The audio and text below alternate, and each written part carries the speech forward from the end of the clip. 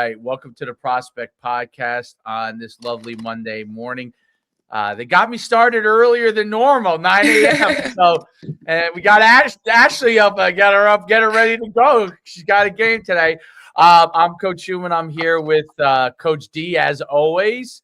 We're here with another great podcast. We have Ashley Solfilkanich from Michigan, plays basketball at the University of Michigan. When she was in the Patriot League, she was Player of the Year in the Patriot League, and now she's on to Michigan and doing great things there. She played her high school ball at St. John Vianney for legendary coach, absolute legendary coach. And we'll talk about all that kind of stuff as well. And so we're really excited to have you on, Ashley. Oh, thanks for having me. Yeah. And Super excited. I'm so glad I didn't mess your name up because so many podcasts that I've gone on, they literally, like you did, told me the name correctly, and then I got right on there and screwed it up. So no, you were good. That was good. I got this one right. I would love for you to kind of just for our audience really dive in your whole entire journey, and you could go back to when you were young, like youth athlete, kind of things you did from a basketball player, because especially with the prominence that women's basketball has now. I know a lot of people would love to hear that journey because people want to, hopefully if they have a good athlete, want to try and replicate what you've been able to do. So talk about that whole entire journey, and you got as much time as you need. So there's no rush from that. Yeah. So I started playing basketball when I was pretty young. I think I was around like 6 years old, and just playing in like youth church leagues and stuff. So like my aunt was my coach a lot of the time, like my aunt, my mom, or like something like that. So mostly like it was really like a big family thing when I was younger. And then I started taking basketball like pretty seriously, like I think around like 10 or 11, and I started like joining an AAU program. I played for Team Sharp, which is like still around today actually, and played for them for a little bit. I like wasn't like the best player on my team, I'd say. I think for like the church leagues mostly like I was the best, but then you get to AAU and kind of like it's a group of everyone who's really good. So yeah, and then headed over and started playing for Team Rio and JSC. So JSC is run by Dawn Corpel, my high school coach, which is really great. That's kind of how I met her and got into that. And it was really awesome because my JSC teammates then became like some of them became my high school teammates, which was really awesome. Like kind of just going into high school with them and kind of staying with them. Like you kind of already know their game, which made it a lot easier to transition. Um, and then I ended up switching my AAU team after COVID because COVID just made it super difficult for like practicing. We had to practice outside sometimes, and it was it was so weird. And I think it also kind of hurt a lot of like the girls my age in the recruiting process because we weren't kind of looked at the same way as like other people who were older or like younger. We didn't get the same kind of time to like go to visit colleges and stuff. But yeah, and then I ended up my last AAU team I played for was the Philadelphia Bells with Mike Steidel, who's my coach. He was like such a great guy. I love him. I still talk to him today. My team was awesome. We actually ended up like having a lot of girls play Division I basketball and playing like in college at places and being really successful. So it's just kind of like I feel like all of that stuff and like playing for St. John Vianney in high school, which like such a great program. I didn't really play a lot until my junior and senior year, but I think that really helped me like develop and just like playing every day against those girls in practice kind of got me ready for college. And I committed to Bucknell kind of early, like around spring of my junior year. So I kind of just I didn't really have a lot of offers out of high school. I think I had about five. And like when you're playing with Zoe Brooks, who has like all these schools looking at her, it's kind of just like you kind of know your role at that point. You're like, all right, like this is like who I am as a player. Like I'm a mid-major player, which is like great. Like it's fantastic like to be a mid-major player. Like people can really like strive at that level. And I think like getting a great education above all is like the most important. So I went to Bucknell, had like no like great expectations for myself. Like didn't think I would be starting 3 games in. It was just like some type of, I don't want to say miracle because I feel like that's super bad, but our starting post player twisted her ankle in a shoot around on like air. Like she fell. There was no one near her. And like sprained her ankle and was out for like 2 weeks. And our head coach needed someone like to fill the spot and he chose me to play in my first ever like starting in my first ever college game against Louisville. And that was just something else. I think Olivia Cochran, who's their starting post player, I think she's either in the WNBA or like playing overseas somewhere, but she was good. Like she was all ACC. Like I was terrified. But so I don't even remember like how I played that game, but I don't think I had any points. I was so nervous. But then the next game we played Western Kentucky and I ended up playing really well and it kind of like solidified my spot. And when our starting post player came back, my coach ended up like reworking our entire offense to include 2 post players. So that way like we could both play and both Smart guy. start. Yeah. And it worked out really well for us. I mean, she ended up transferring after that year. She's at Northwestern now. So I'll get to see her in like about a month when we play each other, which is really great. But she's been doing great there. So yeah, and after that, it was kind of just like I just kind of had like a role on the team. Like I wasn't our best player, but I was just like there to, be like the hustle player, like get rebounds, make shots, like when needed. And then we didn't finish great that year. I don't even know what our record was, but I don't think it was like fantastic. Um, my sophomore year, we had like a whole new team coming in. I think we had 8 new players and 4 returners. So it was kind of like a whole different type of animal and we just kind of had to like get to know each other first, which was weird. And like you would think like, okay, 8 new people, 4 people who already knew each other, like I don't know how this is gonna go, but we actually all got along so well. Like everyone got along. Like I still talk to all of them.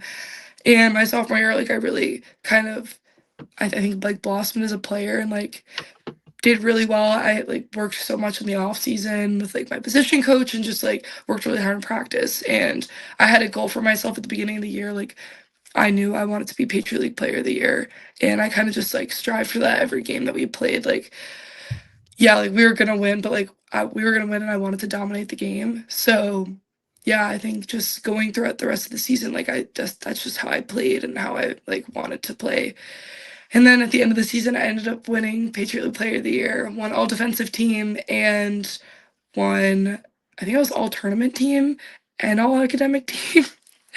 my Well, teammates, that's a great yeah. part. And that's the standard, right? Like that's kind of from where you were high school wise, the academic piece of it, which is usually the forgotten piece, right? Like that's Yeah. usually the last team everybody lists, but that was like instilled in you guys in high school, and you just continued to take it. I mean, look, you're not getting into or playing at Bucknell without that academic standard, right? And now, so to me, like that always like should be higher on the list than most people, but for you, that was just like a standard that was totally built in. So you get all those accolades, right? Like you got those accolades, and now what's the next move?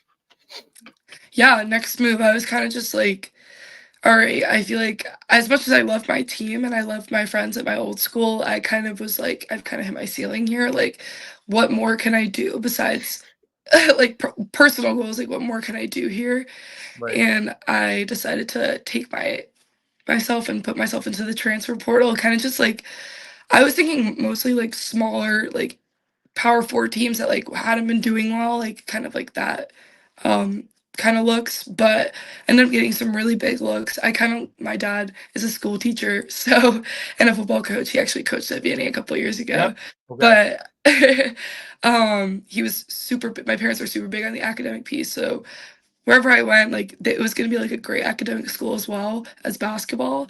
So Michigan kind of checked all those boxes. I did visit a couple other schools that also fit the criteria, but I think just overall, Michigan was like my favorite place. Like I kind of went here and I kind of knew I loved Coach Rico. She was great. She was so funny on all my visits. Like or on my visit here, but when I would call her after, my other visits and stuff, she'd be like, "You better not have committed, or like I'm gonna have to beat someone up." Like she was just funny, like funny stuff like that. She was awesome. She's from New Jersey too, which is Well, really cool. That Yeah. Jersey personality helps because not many people understand most of us. Believe me, like that's Yeah, you'll she would get talk that. about my Jersey. She even says it now. She's like my Jersey girl, like Jersey strong. Makes all those jokes. She's a character, but yeah. And I chose Michigan. I think it's just like a great school. Complete like flip flop from the culture of Bucknell, like smaller school. Not as much of an emphasis on athletics, and here bigger school. Huge emphasis on athletics, but also like the academic piece. Like people come here if they want to be successful in life. So that's kind of why I chose Michigan, and here I am. Yeah. No doubt, no doubt. It's a great place to be. It's great athletically. It's great academically.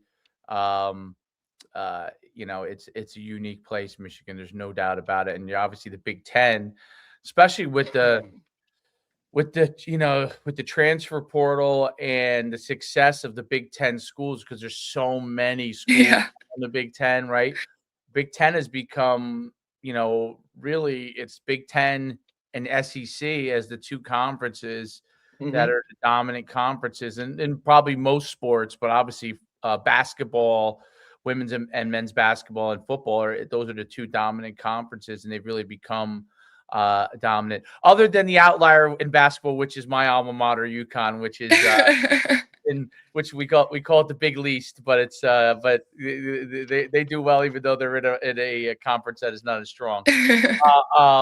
But yeah, it's really an awesome journey. I think, listening to your journey from a basketball standpoint, like it sounds like that's like from a lot of the people that I know that have gone through it and gone on to be successful in basketball, that sounds like kind of like a steady journey that really is important. That mix of AAU, the school teams that you play for, and Mhm. and finding the right mix of players with you throughout that process, and getting with a high school program that's a great program that stabilizes it while you're going and playing club, obviously, in these elite tournaments with the elite teams and stuff like that. What town are you from, by the way? I'm guessing you're Monmouth County if you played for Team Rio. No, okay. No, I'm a Middlesex, but I'm like right. Middlesex. Okay, okay. Yeah, I'm pretty close. I'm from South Amboy, so Oh, Amboy. Okay. yeah, it Yep. was like a quick 10-minute ride to Vienna, right down the parkway. Super Yes, South easy. Amboy is. It's right Yeah. there. Okay. Yeah, yeah, yeah. Yeah, I figured you were very close. And so what did you go to Catholic elementary school? Yeah, I went to a Catholic elementary school from like pre-K to 5th grade. And then Okay. my school was like so small that the Right. diocese shut it down. Oh, wow. So yeah, I had to public school for middle school and then Catholic high school. So Okay, cool. Very cool. yeah. That's Yeah. that seems to be the path, because you mentioned that you played in like the Catholic school leagues when you were younger and those kind of Yeah, things. the church leagues and stuff. Yeah, Yeah. yep, the church was Those were absolutely. the best.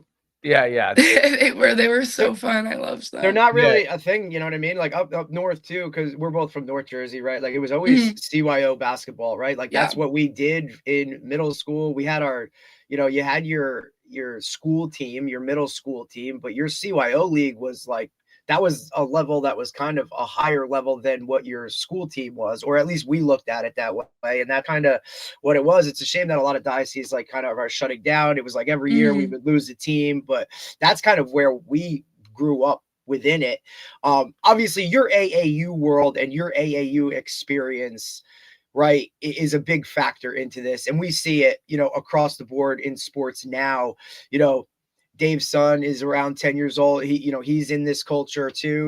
We see it with baseball, with basketball, soccer, right? There's so many of these travel teams, travel clubs and whatnot. What were some of those boxes that those AAU teams that you played for needed to check in order for you to play? Oh yeah, definitely. I think for my first team, it was kind of just like, all right, like this is the first one. Like I'm just Yeah. hoping to make the Right. team. Um, and then my second, like joining JSC and everything, it was kind of just like a level up. Like Don was such a great coach, and it was kind of like, It's wild. yeah, like it was kind of like a lot of kids there would go to Vienna and play for her there, and that's Right. kind of what I wanted to do. So I was taking that route. But I think like you just need really like a good coach who's gonna like hold players accountable, and then you also need like great players who are gonna like great skill wise, but then also want to develop and want to be good teammates. So I think it's kind of like a combination like of things like from the program standpoint, but then also like who you're playing with, like player wise. That's a great point. So Huge point. yeah, the two things, and I think that's the hardest things for at young athletes and parents to understand. And you really brought up right away in the first sentence, which is coaches that are really like coaches that are holding you accountable, and that players that you want to be around players that want to be really good, right? Hmm. And I think those are really big things because Huge. especially as you talked about, like when you were 6 years old, up until you're around 10, you're kind of just playing and enjoying it probably, Yeah. and just getting after it. Not that you didn't enjoy it going forward. Obviously, you always loved it. That's why you still play. But what it is, and then when you got to be like 10, 11 years old, you're like, okay, I want to play an AAU team. I want to see what that's like. Okay, this is something I want. I want more of this, right? Like, how do we continue to find the right? That's how you found Dawn and the Hmm. and those kind of things. I think that's a really really good process that a lot of people go through.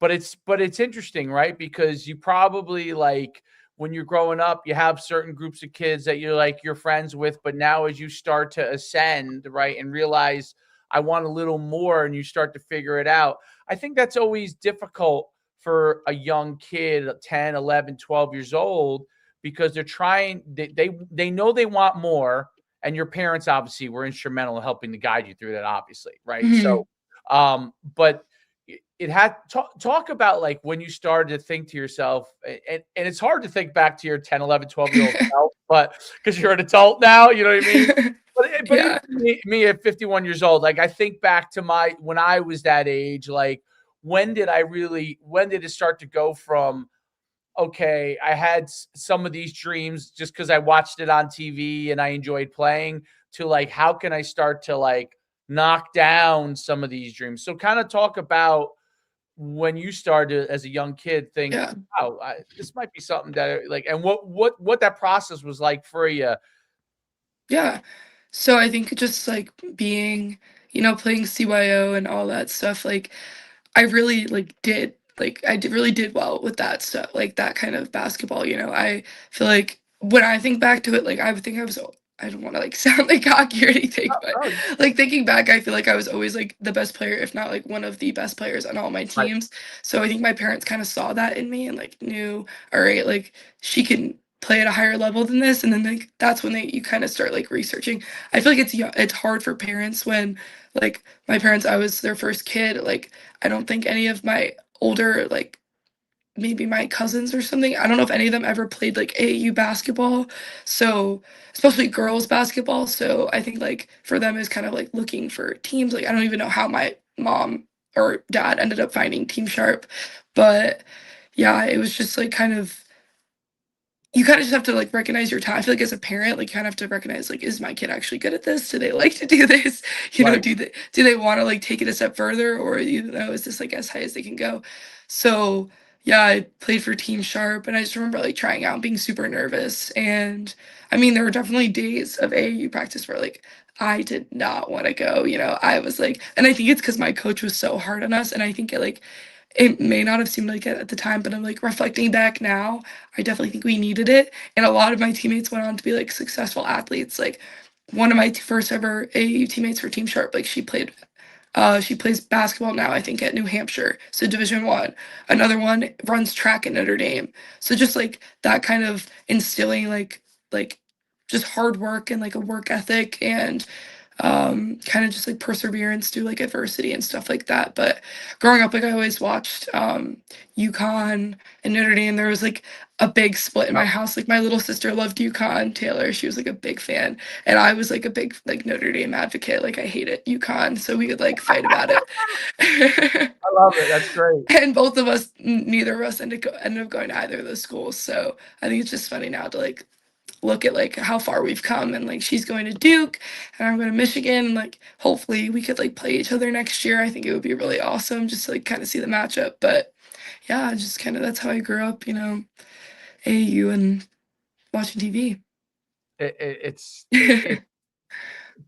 people don't really realize that like those paths are really really important as the athlete really starts to like football, likes basketball, and Yeah. in particular women's basketball. So with women's basketball, as you start to find those groups, as soon as you join one of those teams, you're like, wow, Yeah, all, definitely. all of these girls want to be really good athletes. They want to be really Mhm. good players. And then you go to another team and they have a similar mentality. It might be a different style of team, but they have the similar mentality, right? They want to be great athletes. They want to be successful. Um, did you, as you started going through, and then when you got to Vienna, when you were around all those athletes, did you start to think to yourself, like, all right, I need to figure out more of the things that I need to do, right? And talk with your Yeah. parents, like, to continue to improve my journey, right? So, Mhm. um, because once you get to that point, you start to get to that point, that realization, there's obviously a lot of different ways you can do it, right? You could some people get a coach that helps them with something on like personal coach. Some people Mhm. go to group training. Some people go just play in their team. Some people just do the workouts on their own, right? What did you kind of start to think about, and what were some of the things that you started to do to help take your skills to the next level? Yeah, I'm gonna be honest, like, I really never used, like, trainers and stuff, like, my parents, like, didn't really understand that stuff, and, like, I just never did it, I think until, like, my senior year of high school, and I kind of, like my family friend, Kristen Samoji, she's, like, a big, like, Oh shooting yeah, trainer and stuff, yeah, so, my like, son we went to her one summer down at the beach. She was doing some shooting stuff, and we're like, oh yeah, and she was coaching. Yeah, go ahead. I'm sorry. Yeah, Kristen's awesome because I feel like she's, Great like, player so too. yeah, she's so laid back and, like, her style and, like, because like, her I think, like, her mentality is, like, "If you don't wanna be here, don't be here." Like, if you don't wanna get it put in the work, like, you don't have to, like, you're paying me to do this, like, I'm just trying to help you. So, like, she's super, like, cool when we shoot and stuff, but, like, also still really helpful. But yeah, I didn't really start doing any of that stuff till, like, I could drive and, like, take myself to them. Like, my parents only ever, like, brought me to not that they wouldn't, like, do that, which I think they would. We just, Right. like, Oh yeah, never they would yeah, have. they would've, we just never really did that, until, like, I could, like, do it myself and, like, drive. So, also that stuff is so expensive, I don't know, like, a lot of trainers, like, I even have gone to other ones, and it'll be, like, $60 for, like, an hour, and it's just for one person, and, like, that's just when you add it all up, if you're More going, than like that now, Ashley. You're an I can adult. experience. Well, Yeah. listen, and Ashley, it's No, something it's that very true though. You're yeah, very no, right. 100%. It's something that we talk about all the time, right? Like there is a monetary, like, there's a value that's put on, like, everybody wants to go to these trainers, right? Parents, they're trying to figure it all out. But look, you're a single mom and your son wants to go to a quarterback trainer and it's Mhm. this much money. Like there's a monetary aspect to this entire culture. Yeah, Now, for definitely. you, like a little different because right with Dawn and Yep. all of those kind of things, like you have that type of trainer culture already built in, right? Because Mhm. Dawn does great things with the players like on her team. They work her camp or they're around that Mhm. all the time. She's constantly, I mean, she lives at SJV in that gym, right? It's always open And the for you really guys good to come AAU back. programs also have 100% practices too, not just correct. so it's not just the fact that they're playing games, right? They actually are coaching Working them. out. Yeah, Yeah. so the really good ones have that built in, which is one of the things that as I started to go through this with my son, like I've Mhm. learned that. Now we're lucky that because we're playing the Catholic school team, and they have this Monmouth Ocean Catholic School League. So besides Oh, playing like nice. yeah, so they're able to actually play versus each Catholic school. So that's kind of I mean, I guess that's probably unique to Catholic school in Monmouth and Mhm. Ocean County that they have that built in. But 100%, like I thought the greatest part about all that stuff is they practice twice a week, right? So Right. practicing twice a week with that team. He's practicing once a week with his club team. And then now besides, even if you're going to go and get any like training, he's practicing a lot. So you're going to get better, right? So, Yeah. Yeah, especially there if was you've got good coaches, right? Yeah, no, there was actually a point when I was in 7th grade where I was playing on an AAU team. I was playing for a travel basketball team, not even a church league, like travel team. Right. My middle school team, and then the travel team I was playing for. I don't even know if I was playing for a travel team that like was not my town, and like in order to do that, we had to play for like a rec league in the town. So I was on, so I Well, was you on had to full. show that you were lived in town, Ash. So Yeah, like, I you did know, not live in but Colonia, New Jersey, but we were there's we a were kicking statute of butt. limitations, so you're good. You're Yeah. good. You're good. And I'm sure that, you know, it's all good. It's not Yeah, we a were big deal. kicking butt on that team. We were good, but um yeah, I was playing on like 4 teams at once, and it was just like I feel like I had practice after practice like every single day. Like I'd have middle school practice from 3 to 5 after school, and then I'd have travel practice from 6 to 8. Like I would go home and eat dinner, and then I'd have to get driven straight to like a different practice. And it was Right. all actually I ended up breaking my foot that year, like I think a month into doing all this. So it was like then I had a big break, but yeah, it was just like a lot. It's a lot, especially when you're just on all those teams and you're practicing all the time. Like even in high school, my AAU practice, we would practice, I think it was 4 days a week, and it was an Yeah, hour and it's 10-minute amazing. drive, Right. like to Wow. practice. Yeah. So Tuesday, Thursday, Saturday, Sunday practice. And like they were hard. And I think it like really helped though.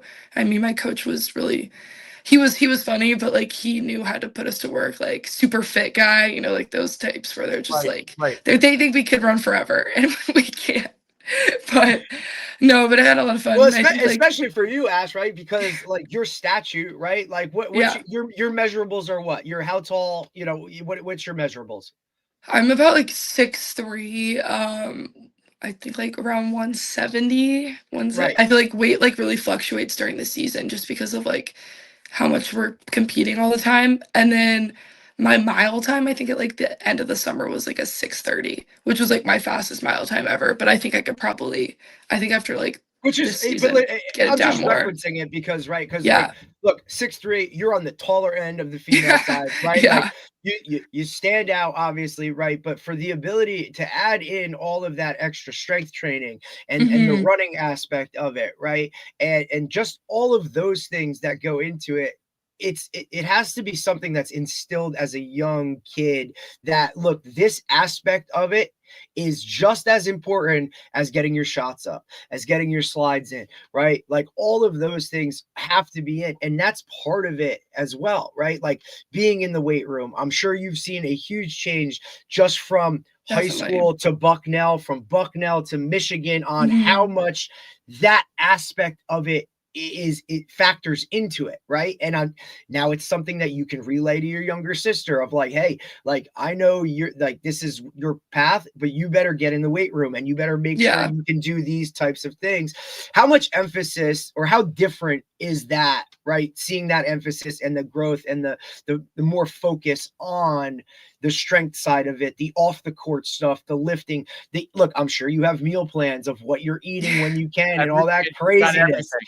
I know. I mean, she She's has got it all access at now. Michigan. Yeah, I mean, that's what I mean. Like the access to those things and how much emphasis is put on that. I don't think the younger kids and parents understand how important that is, Hmm. right? So just touch on that a little bit, just how much that factors into you having the ability to play at such a high level. Yeah, definitely. Well, first I want to say I've told Taylor. So Taylor is like preparing herself. I think she's like definitely saw me go through it here. Like my first summer at Michigan was like super hard, and I think like her going to a school at the same level, she's Yeah, been like working. She's just Duke's, you know what I mean? Duke's right there. So, she's getting ready. yeah, no, definitely. She's in the gym a lot. I think like her specifically, like she is like heavier on her feet than I am, so she's like trying to run a lot more, and I think she'll take that up and like after this like high school season is over. And then I think like the weight room stuff kind of like you can do a lot at home and like by yourself before you get to college. But I think like once you get into college and get into the groove of things, it's all about just like staying consistent and like how you're eating and how you're sleeping and like how you're doing stuff like off the court and out of the gym. That's gonna really help you develop in the gym. Like if you don't eat a full meal, like at least 2 hours before practice, like you're not gonna feel great in practice, you know? And I didn't really learn that until I got to college, where it Right. was like, especially here, it was like oh wow, like Boom. Right. You're like, yeah, what? You're like, okay. yeah. My first, actually not here, but my first ever college lift at Bucknell. I remember it was early morning. I didn't eat anything, and I thought I was gonna die.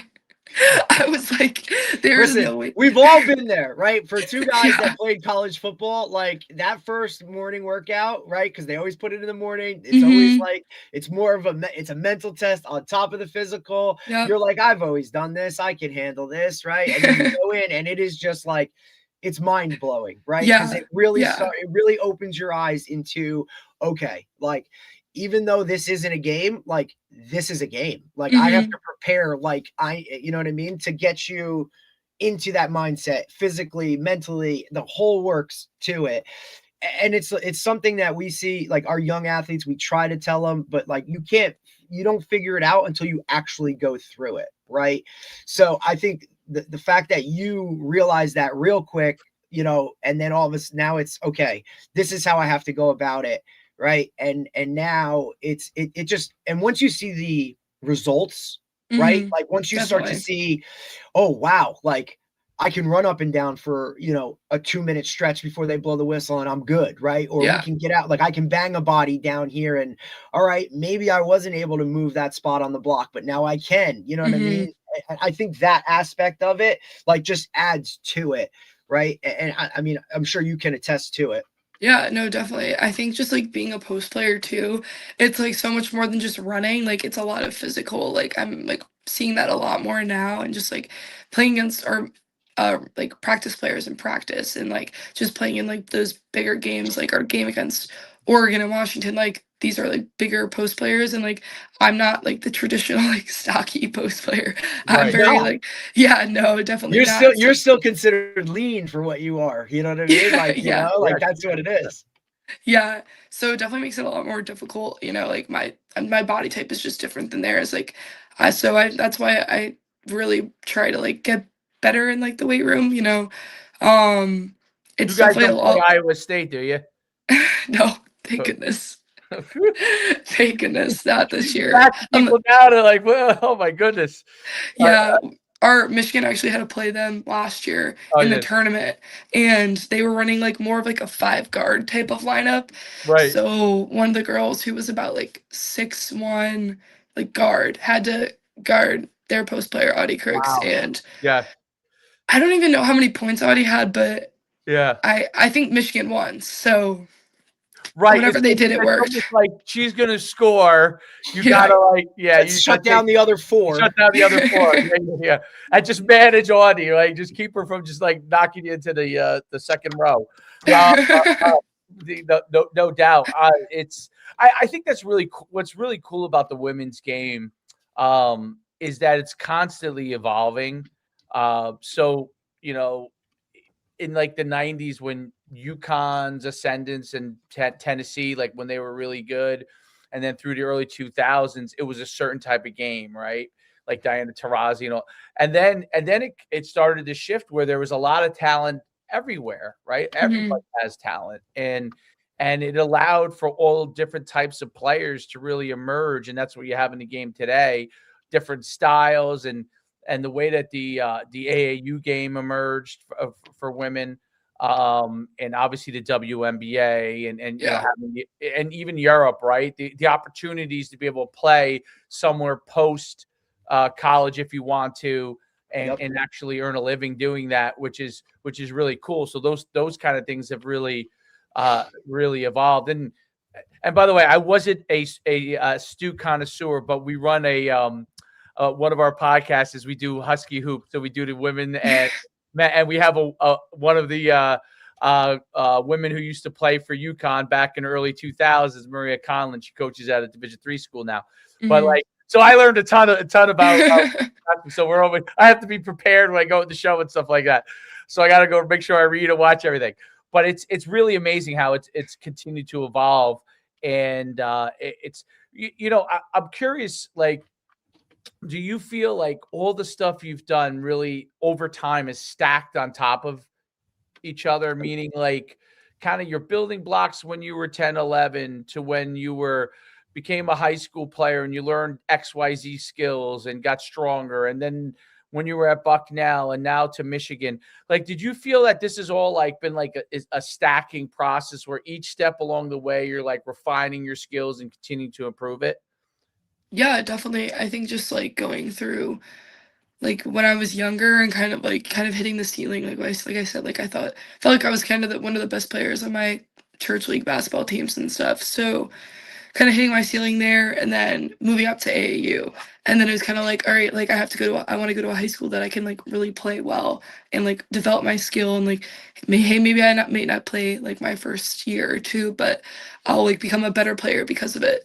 So, Well, and I then kind think of just, that too, Ash, like, yeah, and not to cut you off, but I just no, think you're that's fine. it's just such a pivotal part Yeah. of it is you went to that high school like with that understanding and sort of knowledge, like, hey, I'm not going to play varsity until I'm here because, but for my future, this is the best move. Because I'm sure you could have went to a public high school, started as a freshman, dominated, done the whole thing, but you chose no.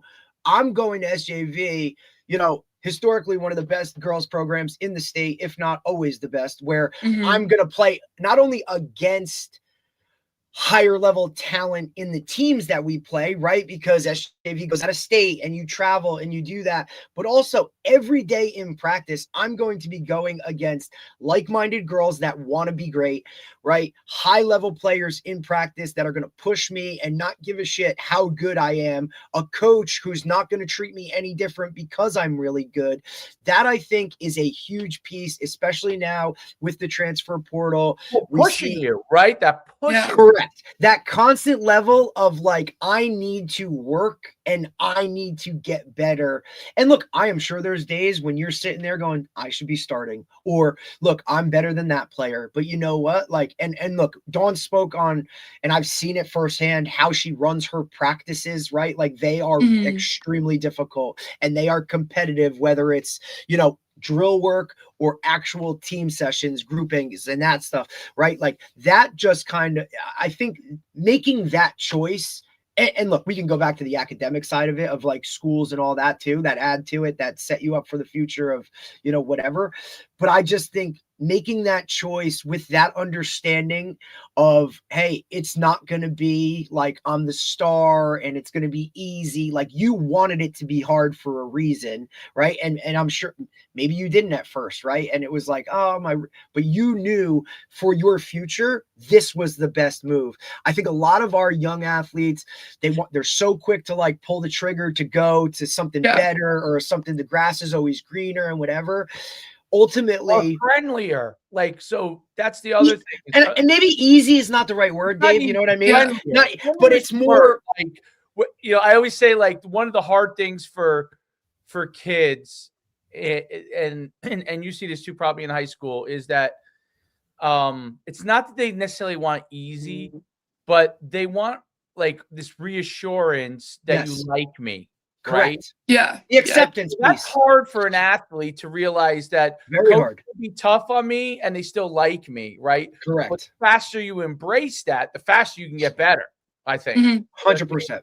Absolutely. Yeah. No, it's spot on. And that's exactly what it is. It's why, look, I may get on a player in practice and be really tough, but at the end of it, you have to have that conversation of, hey, just make sure, or I just want you to understand why I'm being so hard on you right now. It's not because I dislike you as a person. I'm not picking on you. You know what I mean? Like I'm pushing you to a level that I know you're capable to getting to. And right now I know it seems uncomfortable and it sucks and you hate me and that's great. But 2-3 years down the road, when like all of those things that you want are coming to fruition, like you're going to understand and accept that, right? And I think for you, like it's a reason you still talk to all your AAU coaches or the girls that were on your team that I'm sure, look, you probably fought some of those girls in practice and you know what, like now you're best friends, right? But I do want to touch on this real quick at the girls, and this is coming from somebody who look, I coached girls flag for the first time this year, right? Oh, awesome. And we talk about, it was amazing.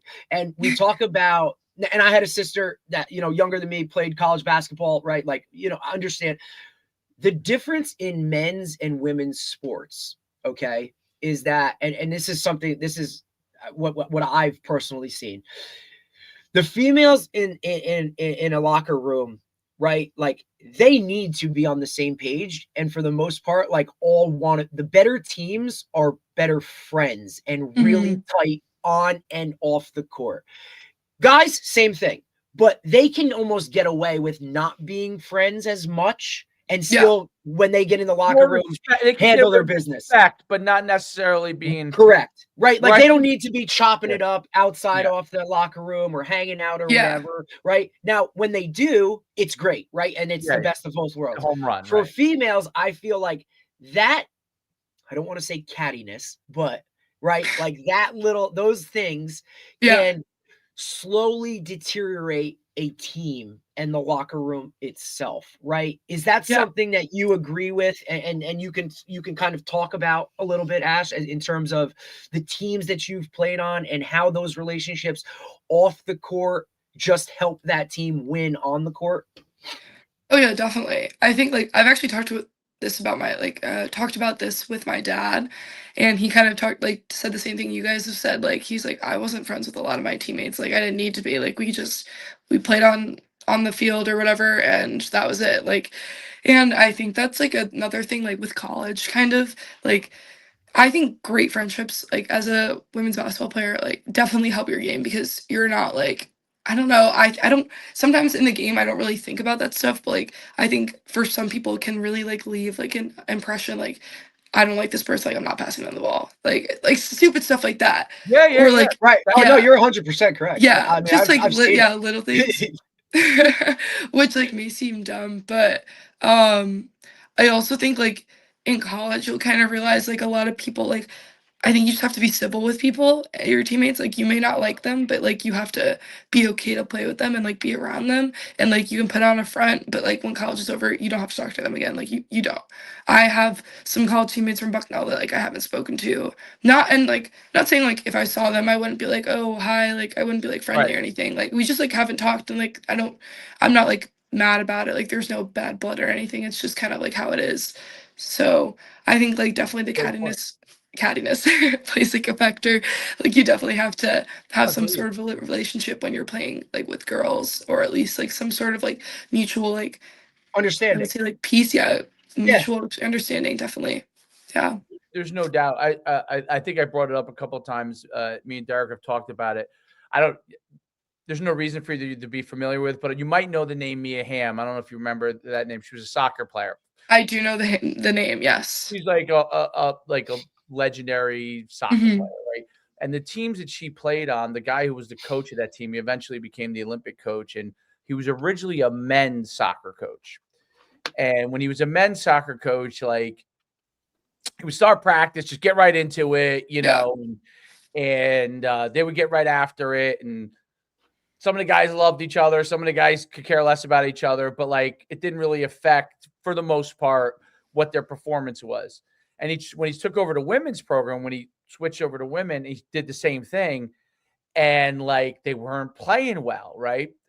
And then he couldn't figure it out. And then he saw one day before practice, all the women were kind of like in a circle and just talking to each other, like regular, before practice, like they were there where, and like it clicked on him. He's like, I got to do things to make sure that everybody understands and trusts each other before we really get into the work. So starting to do those kind of things from a relationship standpoint. So exactly what you said. So the women would pass the ball to the other person because they not just trusted them as their skill set, but they at least, thought, hey, I like this person enough to get him the ball. Right. And then obviously it worked, and they ended up becoming this, obviously Mia Hamm probably helped, but they became legendary. One of those. It always helps to have good athletes. Legendary program and all that kind of stuff. But it always sticks with me as like that, just men and women and how they approach sports and how they are with each other might be a little bit different. And it's important to be cognizant of that as a coach, because if you want to perform and succeed, you got to be able to know the difference and how they all act. And I think that's a really important thing. And I think that, Dawn obviously understands that uniquely in a way that very few people, maybe in the whole entire country, do, right, with her kind of success. And she's a female example. Obviously Gino on UConn's side, even though I know you hate him, but one day, if you all of a sudden score, you start averaging a ton of points in Michigan, maybe Gino gives you a call or something like that.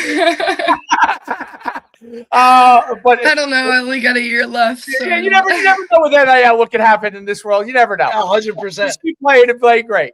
But yeah, it's but I always thought that, like, I was always amazed at how he really understand that, and he's a man, right? Like, so he understood that with the women that he coached, and so I think it's really, really important. It's really amazing the way that your journey has continued to grow as an athlete. I'm curious as to, like, so you talked about, like, how you went to Vienna, right? And part of why you Mhm. went to be around a great coach like Dawn and the program, and you knew that maybe you wouldn't play right away, but you would develop, right?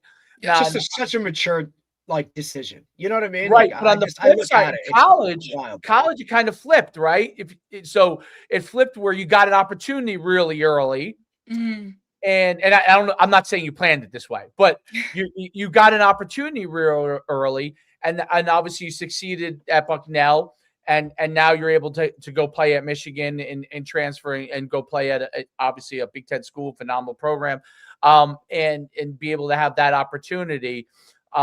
So you've been on both sides of it, right? You've been on the side where you had to wait, and you've been on the side where you might have thought you might be waiting, but then you were obviously thrust into it, and you really did great, and you were able to capitalize on those opportunities. As a player, what do you think is really important? And I understand that you're still going through it, so it's a tougher Mhm. question.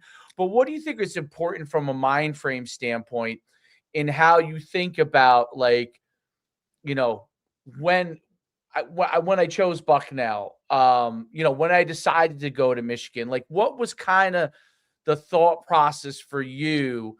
Because I think a lot of kids in high school are going through this, no matter what Yeah. sport they play, and it's very overwhelming. I'm sure it was a little bit, but you had great parents, so that obviously helps you. Oh, And there's helps no a doubt, ton. yeah, Yeah. And obviously, look, even if you were the oldest and they didn't have any clue as to how this whole process went down, right? Like they went and found the answers, right? Like, Mhm. whereas a Definitely. lot of parents get deterred by that, which is why we like to do this and kind of help our parents along the way, literally kind of hold their hand. And look, there's no textbook on how to get this thing done, right? But Mhm. we want to just make sure that they feel confident or confident enough in the and process the athlete. and to put The them and help athlete, them, right? right? So to think about, because sometimes you end up, listen, sometimes you want to go. That's why I want to hear kind of what your thought process. Sometimes your parents want you to go somewhere, and you say, I want to go here, right? Sometimes Mhm. you're both aligned. I'm guessing when your sister's going to Duke, they probably were all like jumping up and down, like, right? Just like when you decided to go to Bucknell is a great school, by the way. I don't want to, because it's a Amazing. phenomenal school, academically, like, people graduate from there and get unbelievable jobs. But obviously going to Michigan, that's a big time program, right? Like, you Yeah. probably put up and down. But talk about your thought process, because you made a great decision going to Bucknell now, and another great decision to go to Michigan. And I want people to understand how you kind of went through that. Yeah. I think, like, going from, like, a basketball standpoint, like, the playing time and whatnot, like, I'm like, it can be like a decision, like, yeah, like, it's very mature decision to be like, okay, I'm just gonna develop, but I'm not gonna, it definitely sucks. Like, it sucks at times. It's not gonna be fun, as much as, like, you can, like, invest yourself in the process. Like, when games are happening and you're sitting there on the bench and you're not going in, like, it's a terrible feeling. And, like, I'm sure a lot of people go through that. I mean, I went through it all of high school Yeah. mostly. So, like, it sucks, but you know what, like, you kind of, like, you live and you learn, and getting to, my senior year and being able to play, like, really kind of made it all worth it. And then college, the recruitment process, I feel like my dad put a lot of work and effort. Like, my dad cut my highlight tapes and, like, would send them to coaches, like, all the It's time. awesome. Like, yeah, like, so many emails and stuff, because he kind of knew how to do it from, like, a football standpoint with, Right. like, his players. Totally Yeah. helps, right? Yeah, Like it I'm not gonna helps lie, so but that much. definitely helps. And we talk about the cross between like sports and whatnot. Like it's all still the same type of thing, right? Like there may Yeah. be intricacies that are individualized to women's basketball or football, but it's all still kind of in the same realm. Whereas if you have some idea, you can go and figure it out when you're asking the right questions. And to have the guidance from your AAU coaches, from Dawn, who had gone through the process and Mhm. understood what it would take, right? And you know what I mean? Like that helps as well, right? So Yeah. obviously that's a big piece. Yeah, my AAU coach was like super helpful too, just like reaching out to teams and stuff. And then Dawn like would obviously like help in any way that she could. Like if coaches would reach out to her, like she would talk to them and like put in a good word and everything. So I think it was just like a combination of things. Like you want to have good coaches that are gonna help you with that, but like you also have to do stuff yourself. Like if it wasn't my dad doing it, like I would have to do it. So it's just like a lot of work. So like just making sure you have like good tape and everything, and like making sure that you're sending your stuff to the right schools. Like you don't want to send your stuff to like schools that are way out of like your reach, like and just stuff like that. Or Absolutely. yeah, like there's no point. Like you're at that point, you're just like wasting your own time and wasting their time. Like yeah. So I think just like kind of finding like that right middle ground for yourself and like kind of, I would say like evaluating your own talent to what level you can play at. Like you have to be honest with yourself, and you can't like when I was coming out of high school, I would not have sent like stuff to Michigan and been like, oh, hey, like I want to play for here, or like send stuff to UConn. Right. Like that was just like way out of reach for me. And obviously like now it's like it's a reality, which is Yes. crazy. But So Well, cool. you bet on yeah, yourself too, Ashley. Like you know what I mean? yeah, Like you understood and look, had you been a player 5, 6, 7 years ago, this may not have been a thing, right? Like hmm, you may have been at Bucknell for your entire career, smashed every record, right? Like won yeah, player of the year multiple times. Like the ability to now transfer up or leave and go somewhere bigger is a hmm, trend that we've seen across sports, in the last year, 2 years, where it's yeah, really ramped up to now you're talking about over 3,500 guys in the portal when it comes to college football, right? Like it's just a whole different world. Whereas, look, if Bucknell or a Patriot League or an FCS or a lower level school is your opportunity where they want you to go bet on yeah, yourself like you exactly. did, right? And now play really well, handle your business, and these Hmm, opportunities will present themselves. Like you said, even when you took that risk and put yourself in the portal, you weren't thinking Big Ten, Michigan. You were thinking lower level P4, right? yeah, Like, and yeah, now kind of solidifies for you, like, hey, I did it right. And look at this opportunity that I have now, which had you not bet on yourself, like I don't know if that would have happened. You yeah. know what I mean? Like you matured with it. You grew from every experience you had. Whereas some girls they may not have done that. They may have taken that. Oh, I'm not starting as a sophomore at SJV. Like maybe this isn't for me, and gone the other way. Whereas you Hmm, doubled down and said, you know what? No, I'm going to take these opportunities and go with it. Right. And look, I'm sure yeah, now with social media, and Dave talked about it earlier, like the wanting to be liked and the outside noise for it. Because for as many people that were probably ecstatic that you went to Michigan, I'm sure there's just as many people that were haters and trolls and all that kind of nonsense, right? Like with your social media and all that yeah. stuff. Like I'm sure that's part of it that you had to deal with as well. So, could you touch on that a little bit, just real quick, about like, that aspect of the outside noise? Like, how did you block that out? Yeah, I think when I was taking my visits and stuff in the transfer portal at least, there were like obviously like a lot of people who would comment like stuff, be like, oh, like just like go Hokies, or like go like any like random school. I think Wolfpack, like I think Zoe Brooks' like uncle was commenting stuff like he wanted me to go to NC State, like Right. Well, like listen, stuff. you're getting re-recruited, right? Like you Yeah. are back in that high school world of what team am I going to go to? But with But social very quick media, with the like transfer portal. It's like 100%. it's But with social accelerated. media, like everybody has a voice now, right? Like you're not only Hmm. listening to coaches or people And the that you transfer portal, want to we have listen so to. much time, right? What was the window? Like 3 weeks, right? Or It's a month? like like you have a certain amount of time to like enter yourself into the portal, and then I think after it closes, I think you have like 2 more weeks. So maybe like it's like around a little It's more than a great. month. It's Yeah. wild. It's quick Which, turnaround. I mean, these yeah. guys are getting ready to play for college football playoffs, and they're hosting transfer guys on campus visits like throughout the Yeah. day. Like That's it's a insane. small window. Did you so how did you do that's you brought up a great point, Derek. So when you went from Bucknell and then you probably had a few opportunities, right? And you decided that Michigan was, did you go to Michigan to visit Michigan, or did you make the decision just like, hey, I want to be, there's some people do, like, you know, like, No, I mean, Yeah, they do it blind. They won't visit. They'll just, oh my well, God, this is Stanley, Michigan. Like, let's go. This Ole Miss quarterback who was at Ferris State, yeah. Right. he ended Yeah. up, he was a division, Trinidad. he knew he wasn't even going to be the starter, and he went there, and it was kind of like a risk. It ended up working out phenomenal for him, but like it was a huge risk because he really wasn't going to be guaranteed. Even though he won the national championship at D2, he wasn't going to be even playing right away. So, and It's end up, so funny. My yeah. roommate's dad is actually his financial like advisor. Like Oh, was really? at Wow. the yeah, she was her dad was at the game like with his mom like on TV and stuff. Well, Like that's it was nice super because he cool. just got paid. So rock and roll. Yeah. One of the first things that popped up today is, oh, this guy signed a $6 million, re-signed him. I thought he was there Oh, anyway. yeah. Okay, but Better yeah, retire. listen, but those opportunities I think are amazing, right? Like, and that's Talk about part of that the quick process. process. Yeah, talk about that quick process and what you did, what you Yeah. had to do to figure it out. Yeah. I think you just kind of have to like narrow down your options. Like you kind of have to know what you want. And like I said, like I was looking for academics and athletics. So like it kind of knocked a lot of schools off for me. And once I started getting like kind of power four offers, it kind of also like took away those like high, like I wouldn't even say mid-major, like biggies, like schools like that, A10, like kind of knocked off those schools that I would have gone to. Right.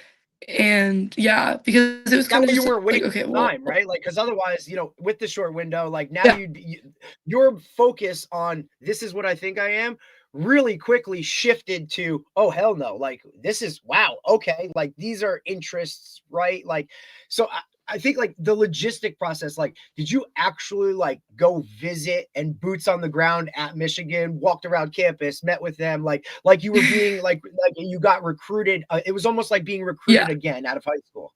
Okay. yeah. Interesting. Yeah, I did. I did visit 2 schools before that. I visited UVA and Virginia Tech. I kind of did it in like one like kind of long trip, and it was tough because I was also still doing school at that time. Like I was still like ending my semester at Bucknell, so like I was missing class, which like not good. But Right. yeah, so I visited UVA and Virginia Tech, and then I like obviously like when you go on those visits, the coaches are like, right, like are you coming here? Like are you gonna commit? And I just like knew I wanted to see Michigan first. So before I like committed anywhere, like I for some reason like that was the one school I was like, all right, like I gotta see Michigan. And so I came up here and I actually had another visit scheduled after Michigan to Notre Dame.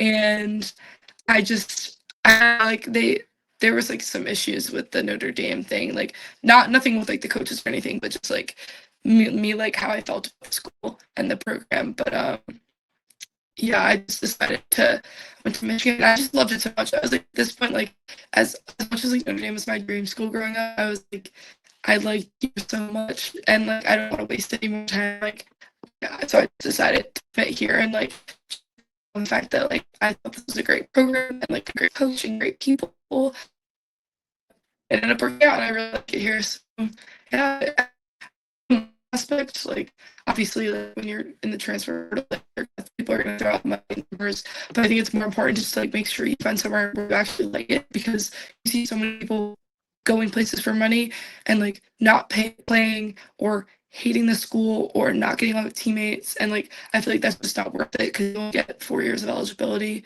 I mean now people are getting like 5 or 6 or all these numbers, but like it's more important just to go somewhere where you like the school and like school pride, like just take pride in where you are. So yeah.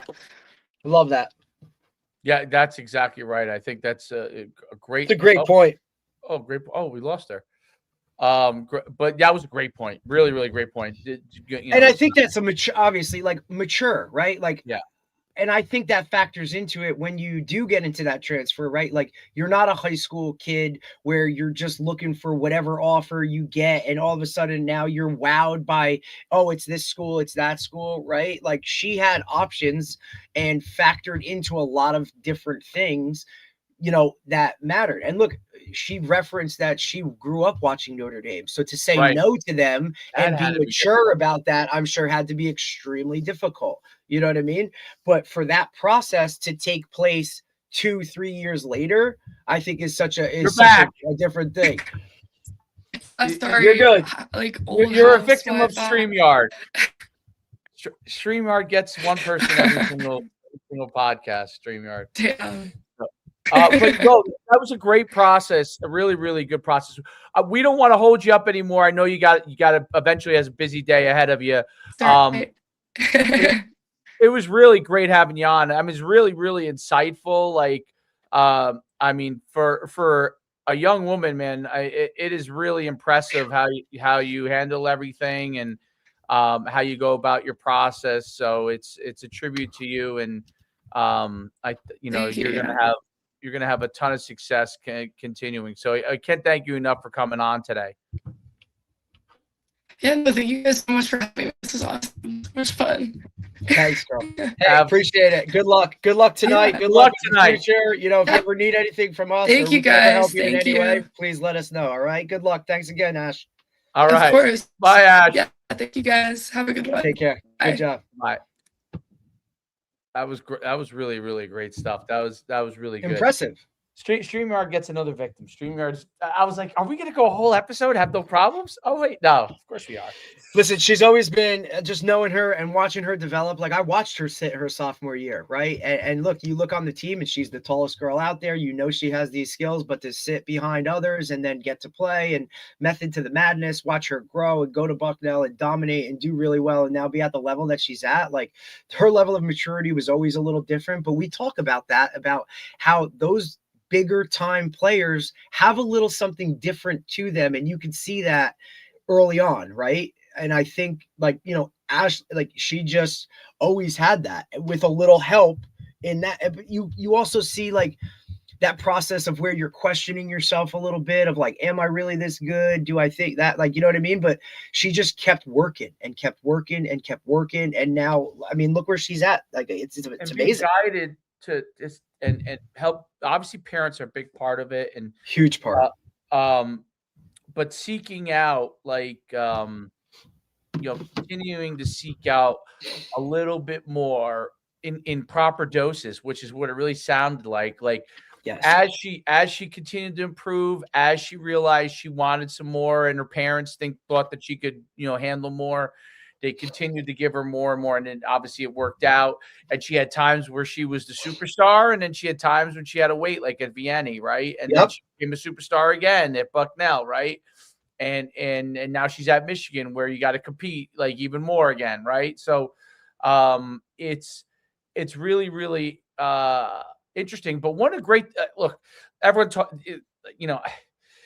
the transfer portal and NIL is one of those things. There's a complete yin and yang to it, right? Like there are things that are amazing about it. Really, like I people bash it all the time, but there are things that are absolutely amazing from an opportunity standpoint, and then there are things that are negative. And and anything for the most part in life, there probably is two sides of the coin on things, and you have to figure out what side of the coin is weighing itself more, right? And if you think about the transfer portal and NIL and approach it the right way, like she has, then I think you have a great chance, not just for success, but to make really good decisions that can help you on the, be on the right path. And I think that was the biggest thing I took away is her thought process is so good. Like her thought process is really, really good because that's hard as that really, really, I mean, I don't know if my thought process was I wouldn't have. Yeah. I wouldn't have been mature enough to make those decisions. Absolutely not. Yeah. I mean, it's more than just being smart intellectually. It's really like the ability to kind of make good choices too, right? You could be a highly intellectual, highly good athlete. It's like, sometimes you see these things where guys are like, oh, he made a bad decision, but this guy was a 4.2 GPA and a fantastic athlete. Well, sometimes their decision-making process, even though they have all the things lined up as far as intellectually and athletically, could be flawed. You still have to be able to try and evaluate things the best you can, like the old school, like pro and cons column. Absolutely. I'm a big fan of it. Me too. And you got to write it. Don't type it. You have to write it. Con, here we go. I think until you write it, you rationalize. Otherwise, like me or you could rationalize away anything. I could rationalize away any decision I make without putting pros and cons down. But when I put the pros and cons down, then you can really see, okay, you know what? That sounded really good, but it doesn't now look good. That I started going through it, right? Like, for example, like if someone was to say, oh, I want to be a college coach. Okay, so you could write down all the benefits, right? One day I could be rich. One day I could be at the top of my game. One day I could be the coach at a great place. One day I could influence kids' lives at the highest level, right? And then you can start to write the cons, and all of a sudden you start writing, I'm going to be away from my family. You know, that's a reality, right? I'm going to so, and then you come up with they're not going to be able to come to every game, and I can't coach them. I can't be around them all the time. I may not be able to develop my own kid the way I'm going to develop other kids, right? Mm-hmm. You have to know that that's part of it. And there's feelings involved. Listen, I love my father to death. Okay, I love my father to death, but I could tell you that there were times that I felt like I had to do a lot more on my own. I had this father who was this great speed track coach, and most of his time was spent with the team, right? It wasn't until I joined his team, you know, he coached me in youth and joined his team in high school that I really had more of his time, right? But even then, like I have to say, even then when he was coaching me, like he still was giving probably a lot more of his time to other people than he 100%. Was to me, because I maybe didn't, you know, in his mind, I probably didn't need every extra bit of attention. That too. Because I was at a certain level, right? And I had a certain amount of self-determination, right? Like I was going to work hard. That's who I was. He didn't have to worry about that aspect. He didn't have to worry about me. So he didn't have to always pay. But you could tell me what to do, and I was probably going to do it, right? Correct. And then if there was a moment whereas some people need a little bit more of a push when it comes to that. He yell at me once, and I did it. Like, right. But there are other people that he had to probably yell at like 30 times just to get him to do it once right. You know what I mean? Absolutely. So and that's part of being a coach. But but those are sacrifices coaches make, right? Like, so you have to figure out. For him, like if you would put the pro and con in it, if you were asked my father, he would say, you know what, it's going to work out. His philosophy would be like, if my son is willing to work hard and he's good enough, it will work out. That was his philosophy. You know, would that philosophy work today? I'm not sure. Who knows? I don't know. In the 90s, in the 80s, that worked, right? Because if you had a kid that was willing to work hard, you were willing to work hard. You were in the 90s, 2000s, you were willing to work hard.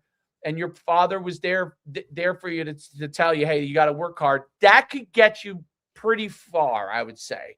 That could get you pretty far. Obviously, you have to have ability. If you don't have ability, I like to say this because, you know, people like to want to be like, my kid really worked hard and no one gave him a shot. I mean, I hate to say this, but you have to have a certain amount of ability. Now, you could get better. Even if you're not good, you could get better. Maybe you can play on the team, and that might be that might be a great accomplishment for some kids. You know what I mean? And they might be okay with that, and they might enjoy that, and that might be good enough for them. But you know what? And that's okay. That's totally okay. But there's also a level of like, hey, like there's more to this. I want more to this. I'm gonna go get this. Right. And the push to your ceiling. So like correct. So she talked about that, right? Like every time she made a different decision, it was because she had reached that ceiling. And through your ceiling, right? Can you push through your ceiling? Can you get a little bit more? That's a great point. She felt like she had topped out at CYO. She went to an AAU team. She felt she was topped out at that AAU team. She went to a different club. She felt she was at Bucknell and dominated, and she topped out. Next. What's next? Next.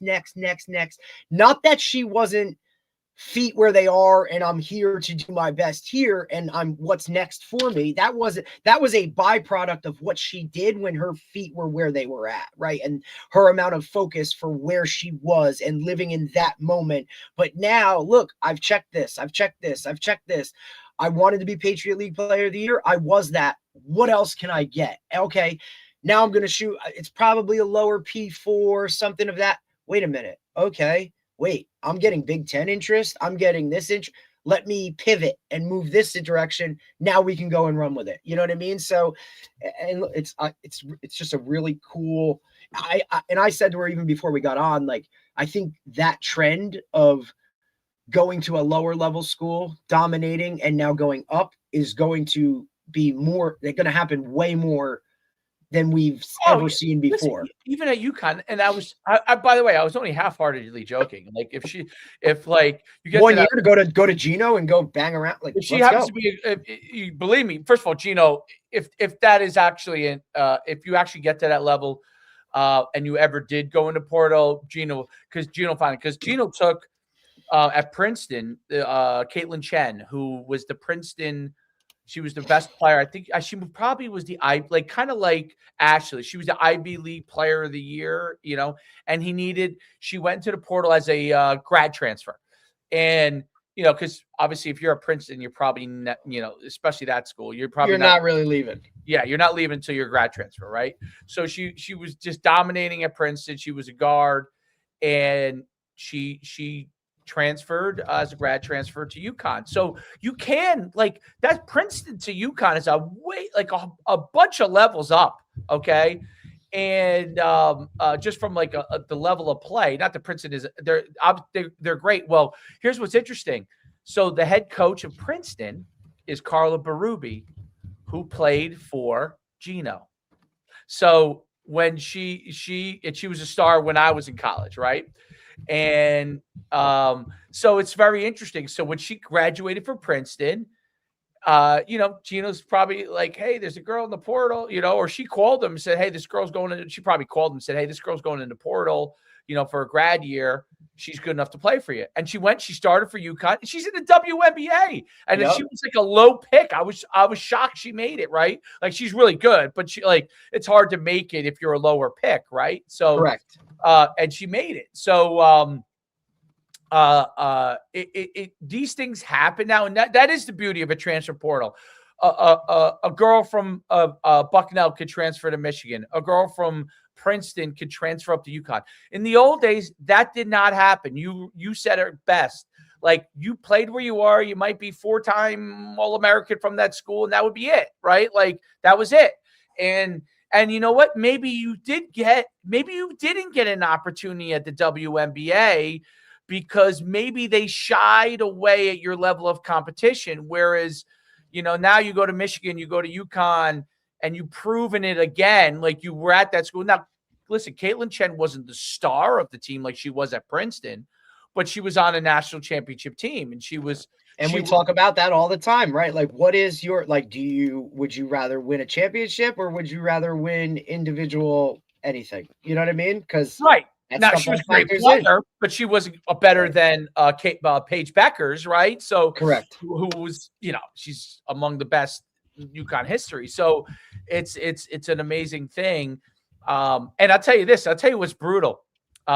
Just only because obviously at football is unfortunately secondary to basketball at UConn, right?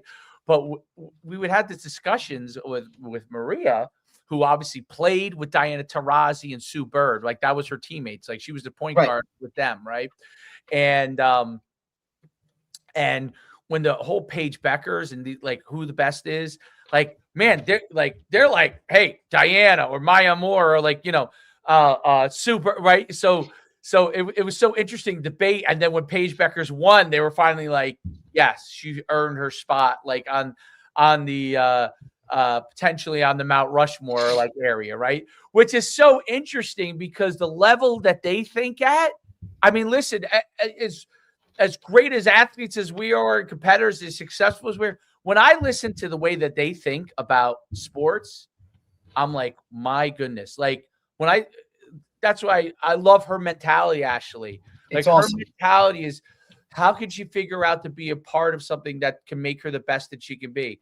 That is the way that I listen to the way these girls from UConn talk. Like, the only thing they think about is how could they be their very, very, very, very, very best that they could be so they could push through their ceilings and win a championship. Like, what does it take to do that?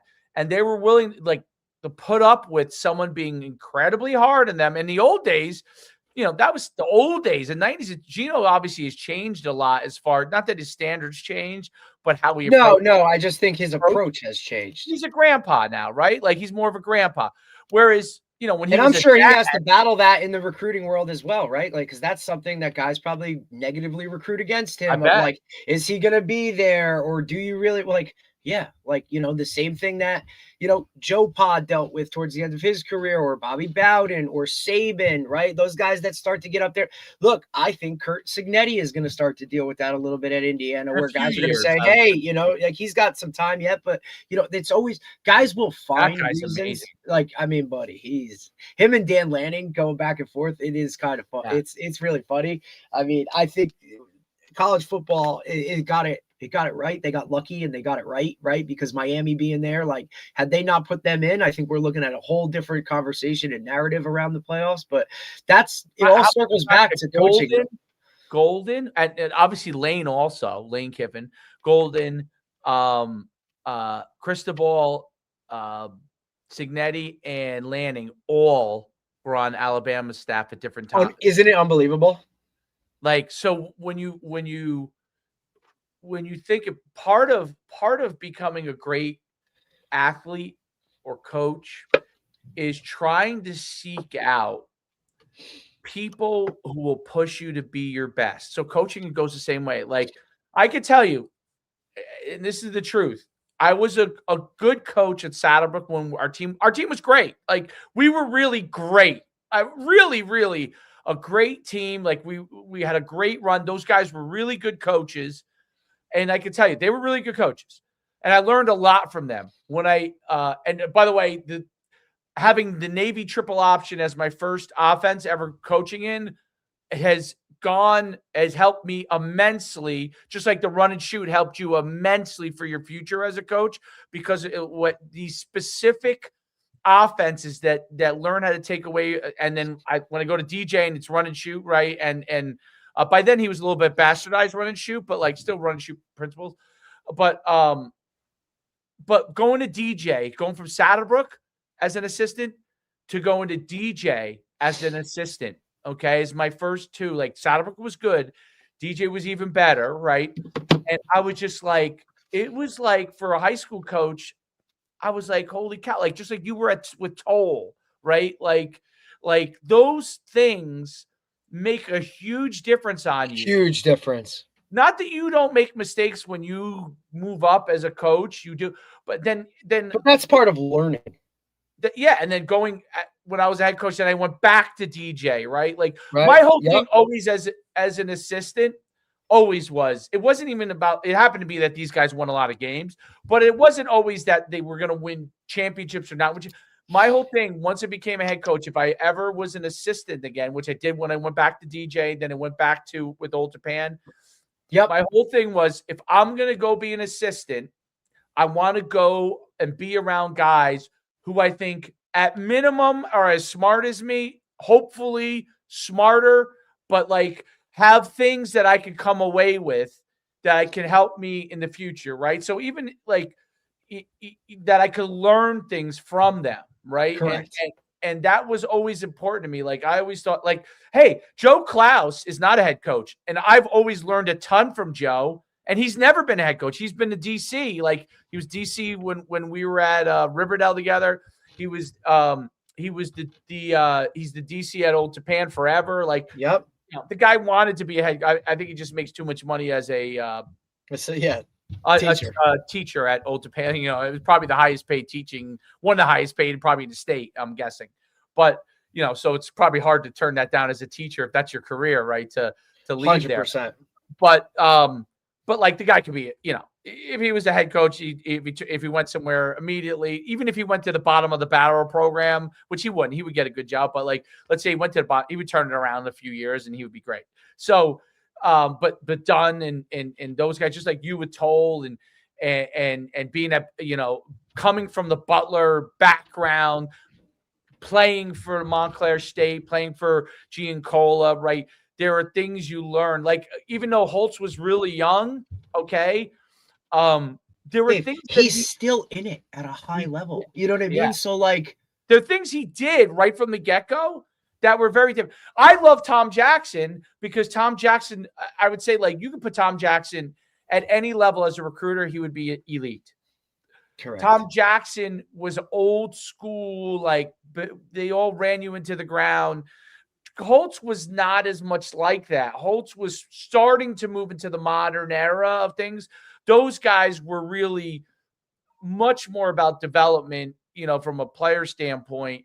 And I thought they did a really good job. Not that they made a ton of mistakes, dude. They did a bunch of, like, my first year there, I just thought was a colossal, even though they had the system great, colossal mistakes as far as personnel, because what they thought worked at Notre Dame was not necessarily going to work at UConn. Like, you know what I mean? You might have different skill sets and different player types, right? So, but they learned and they adapted. And by the time they were, but those coaches and as an athlete, like she said almost immediately that the coaches, that they obviously cared about her, but they pushed her to her limit. They pushed her to be better.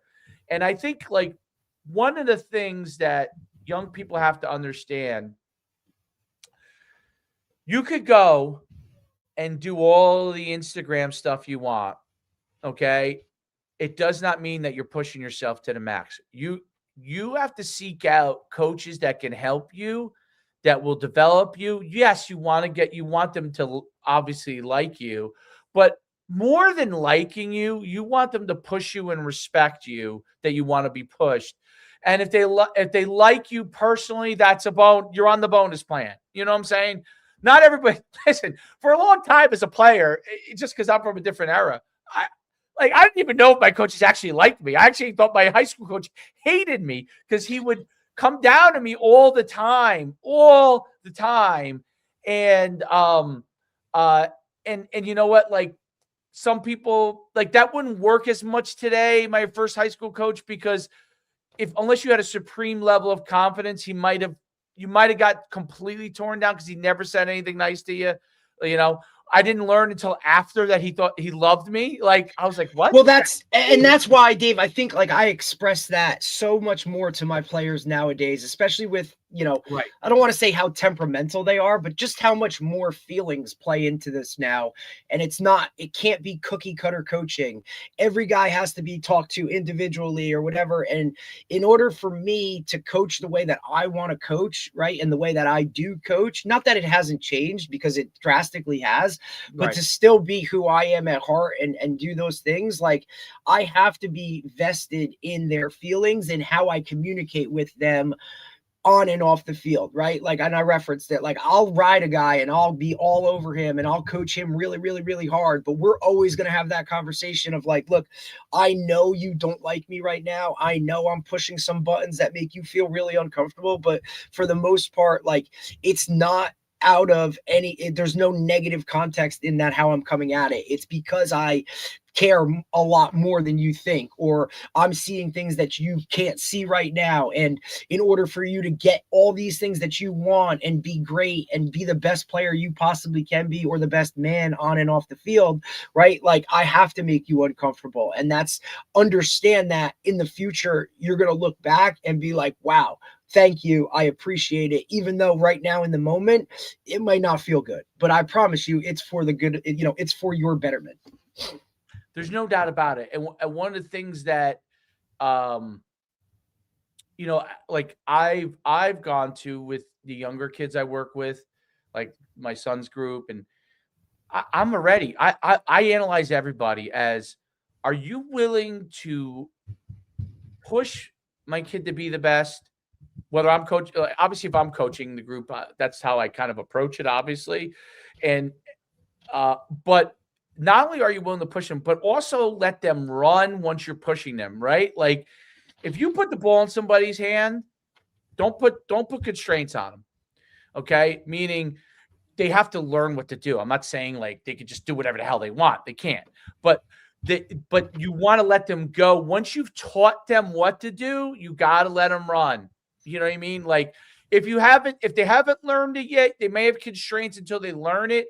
But once you've taught them, let them run and be athletes. It's a big mistake, I think, that coaches make, is that, and every coach, even listen, it gets in my head too. I'm not immune to it. Okay. Every coach has a control level to them that they want to have, that they have a vision of what they think something should look like. And when it doesn't look exactly like what goes on in their head, the first instinct they have is to change something or correct it.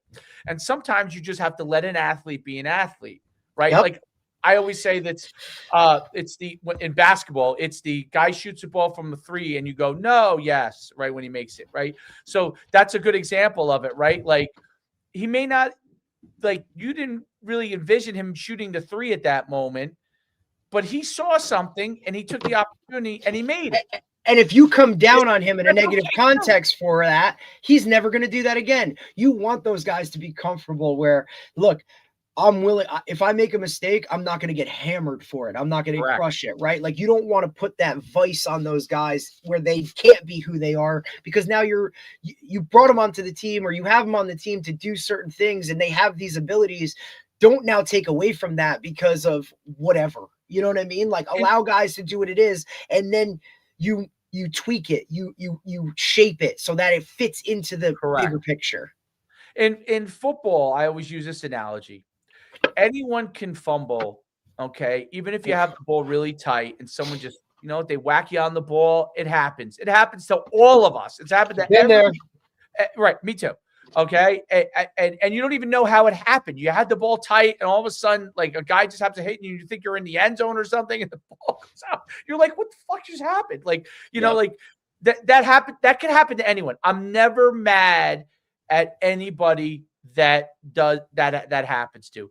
What I have a problem with, and this is what I always try to teach kids this, and when you coach youth, you kind of learn that like this even more, right? In high school, you might take for granted, hey, we're teaching you how to hold the ball, okay?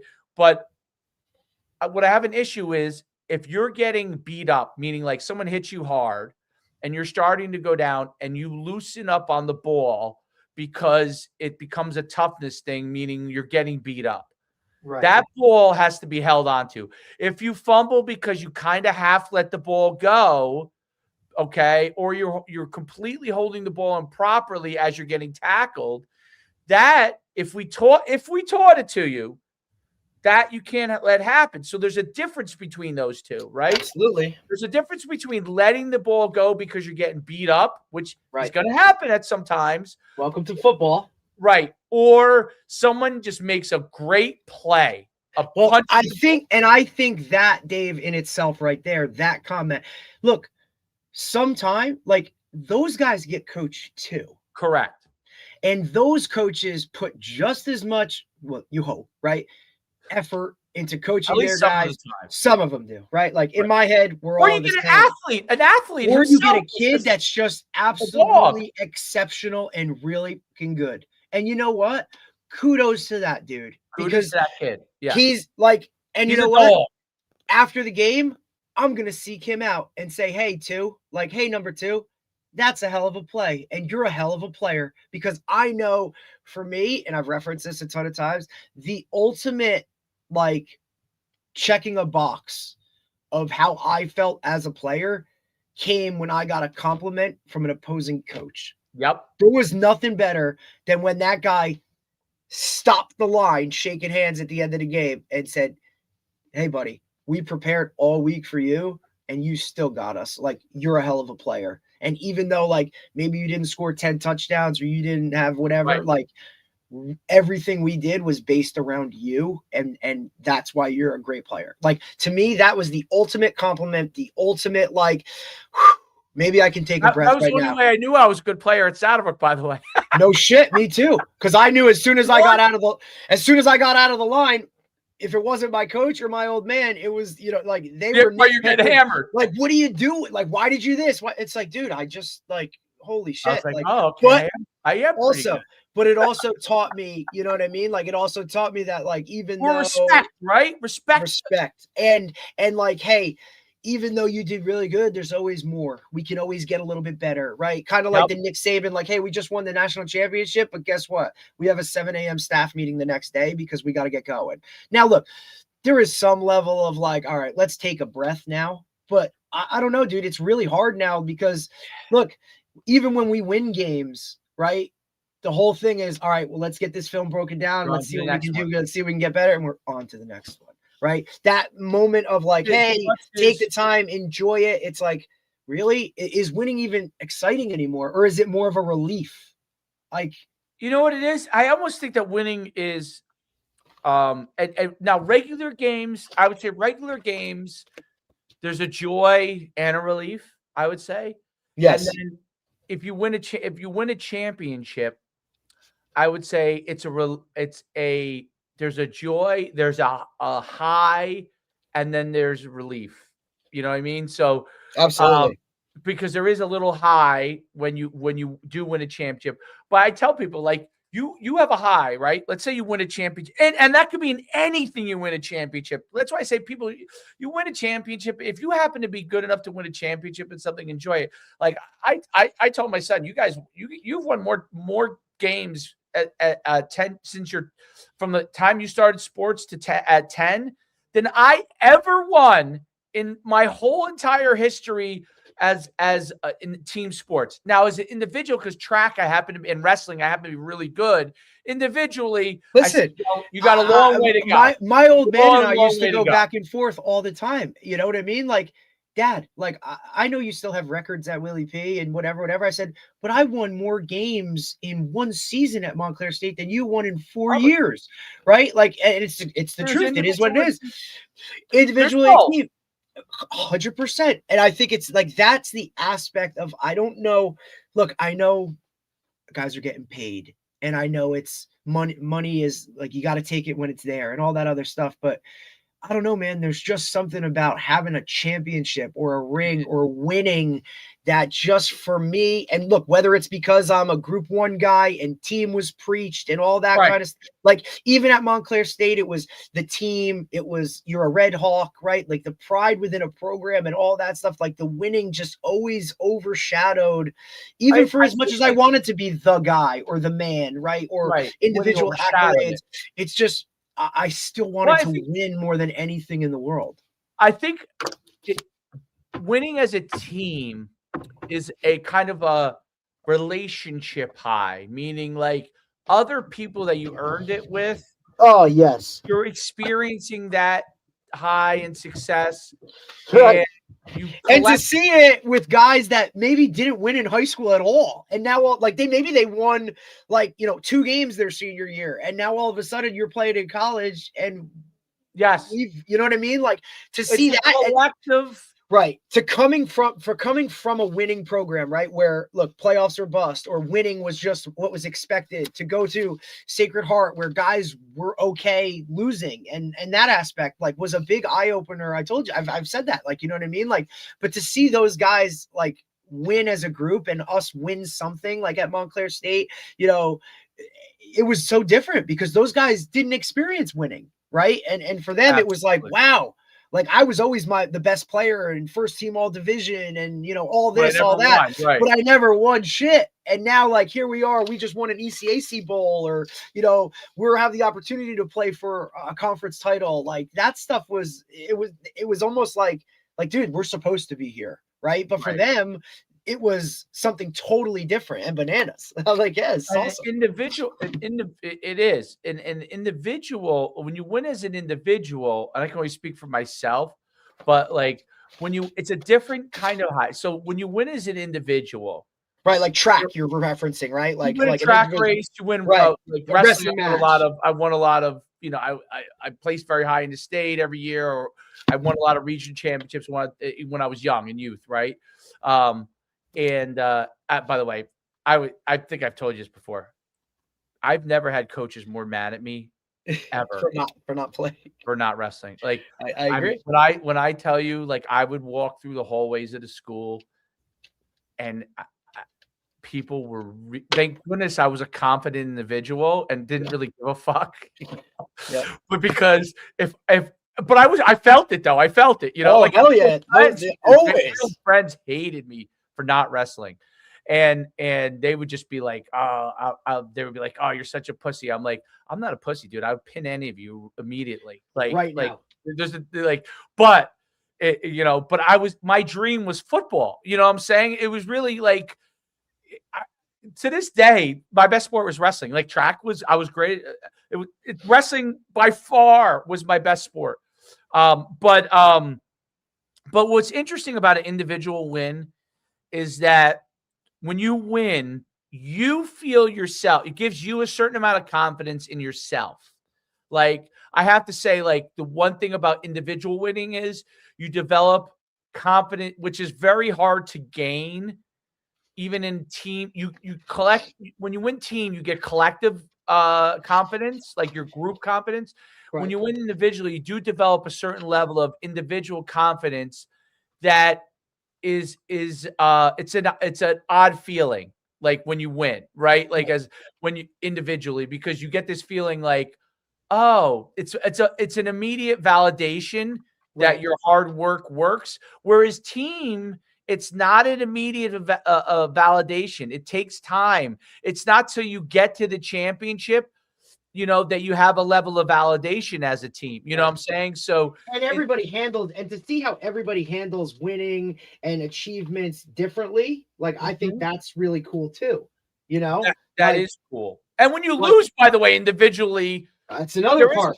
There is a high downside. Oh yeah, because look, like maybe I'm not good. I mean, yeah, no, you're not good. Right. Like I look at the kicker last night, the rookie kicker for the Ravens that missed a kick to take him to whatever. Like, how does he handle that, right? And that's very individual within the team. Like kicker, I just cost these guys every bit of it, and not only and I'm a rookie, and I'm this, and I'm only the kicker, and you brought him for one thing, one job, and I didn't do it, and now. But look, like you see, and it's the highest pressure job, maybe in all of sports. Yep. I'm trying to think of a more pressure. I don't know. Maybe being in team gymnastics might be high pressure because of the Olympics. Because I don't know, it's dangerous and it's dangerous and everyone's lying on you, watching you, and you're out there by yourself. But in team sports, I would say those might be the two most. You need nerves of steel to be a kicker at the pro level, and I would say to be a gymnast on the Olympic team. I can't imagine, especially the women's United States Olympic team, right? Because the pressure there is, I can't even imagine as a pro kicker. I tell you the truth, I don't know that I could be a kicker. Like, that's not my wheelhouse as far as skill set, right? Like, I love pressure, but like that is that. I don't even know what that would feel like, to be honest. I don't know what that would feel like as an athlete. And I don't know what that would feel like as a gymnast to be out there by yourself on a team sport, right? You're individual within a team sport. You are a highly individual position within a team sport that if anything at all you do wrong, that tiniest little mistake results in a loss for your team. That is you got to really want the smoke. I mean, like when people say kickers aren't tough, yeah, well, they're not physically tough. Like they may not be mentally, to be a kicker is like, it's crazy mental. I'm trying to think, can you think of anything other than kicker and maybe gymnast in the Olympics that would be? I mean, I watch those women. A lot of them are girls. I don't know. Maybe if you're on like the 4x1 team for an Olympic gold medal, like as that, like I don't. It's not even that. No. Right? Like, what if you drop a baton, or you know what I mean? Like I don't know. I just don't think it's the intangibles of. They should be. Well, Americans should be the best. So when they screw up, it's really ridiculous, right? Because they should be the best. You are moving at an incredibly fast rate, so. I don't know what that would be like at the highest level. I think that's a pretty. gymnast to me strikes it. Just Even because you have to by yourself. or here's the other Even if part you're too by of like, yourself. well, like, kinda or here's the other part, like, you know, NBA finals, like 2 seconds to go, Foul you're line. taking the shot, maybe you're at, or you're the play is called for you and you got to hit the three. That's even, I don't know. I think Well, with people don't expect you to make it though, right? that's what I was just gonna say. Like Yeah. the side of the other side of that is as a kicker, like you know it's on you, right? And Like they this might expect you to make it. Like, I don't care how far it is, doesn't matter. unless I you're don't care if this 70 isn't your yarder. range. I don't care if the field's frozen. I don't care if the wind is They ripping this expect way. you to Like, make it. and they also don't understand, like, there's still a guy that has to snap it and hold it, but they're not going to get blamed for it on a missed kick unless it's something obvious. You know what I'm saying? So, look, even I think personally, you could compare the kicker aspect to go, look, just as much pressure for the holder, just as much pressure for the long snapper individually, right? Like, Oh, Buffalo, like one of the greatest kickers back then, Norwood, right? Norwood was one of the best. He was one of the top 3 kickers in all of the NFL at the time. And he missed that kick, and forever, a guy who probably would, I don't know if he is at all, but had a Hall of Fame career for the most part, right? Right. It And look, the death threats, there's no all way that you're shit. getting in the Hall of Fame, right? What's that? No, because you're I said like death threats, you know what I mean? Right. And who's the most memorable gymnast of all time because she did it on the hurt ankle? Yeah. What's her name? I forgot her name. I can't believe I forgot her name. Starts with an R, doesn't it? Shit. Kerry Strug. Kerry Strug. Kerry Strug, who was kind of an unsung, like, right, she wasn't the one, right? Like that was She Dominic nailed that. Marciano or Dominic Right. Dawes or one of those other quote unquote big name gymnasts that were no, dude. She drilled that thing to win the whole. You know what I mean? On And one it was leg. like, right, one leg. Look, Forever a hero. Forever a hero. It was in Atlanta, right? So it was in the United States. Like, just this whole so much to it. And dude, that's People a lot are of smoke. crying. People are crying that when she hit that because it was so. And she drilled it, bro.